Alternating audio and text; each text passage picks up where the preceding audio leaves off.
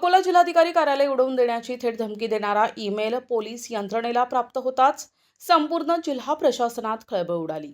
या गंभीर घटनेनंतर प्रशासन तातडीनं अलर्ट मोडवर गेलं असून जिल्हाधिकारी कार्यालय परिसरात कडेकोट पोलीस बंदोबस्त तैनात करण्यात आलाय।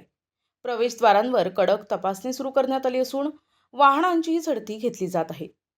मिळालेल्या प्राथमिक माहितीनुसार धमकीचा ईमेल पोलीस विभागाच्या अधिकृत यंत्रणेला प्राप्त झाला असून त्यातील मजकूर गंभीर स्वरूपाचा असल्याची माहिती सूत्रांकडून मिळत आहे। या ईमेलची माहिती मिळताच बॉम्ब शोधक आणि नाशक पथक, गुप्तचर शाखा आणि स्थानिक पोलीस तातडीनं सक्रिय झालेत। जिल्हाधिकारी कार्यालयासह परिसरातील सर्व हालचालींवर बारकाईनं लक्ष ठेवण्यात येत आहे। दरम्यान हा ईमेल कुठून पाठविण्यात आला, या मागचा उद्देश काय आणि हा खोडसाळपणा आहे की प्रत्यक्ष धोका, याचा शोध घेण्यासाठी सायबर पोलिसांकडून तांत्रिक तपास सुरू करण्यात आलाय। IP ॲड्रेससह डिजिटल ठसे तपासले जात आहेत। या घटनेमुळे काही काळ तणावाचे वातावरण निर्माण झाले असले तरी परिस्थिती नियंत्रणात असल्याचे पोलीस प्रशासनाने स्पष्ट केले आहे।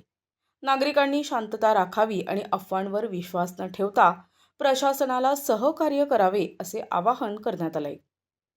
एका मेल ID वरून कलेक्टर ऑफिसला आज रोजी एक धमकी आली होती। त्याच्यामध्ये RDXनी आपलं ऑफिस म्हणजे कलेक्टर ऑफिस ब्लास्ट करण्यात येईल आणि दुपारी 2 वाजेपर्यंत ते इव्हॅक्युएट करून घ्या, खाली करून घ्या, अशा पद्धतीचा तो एक मेसेज होता।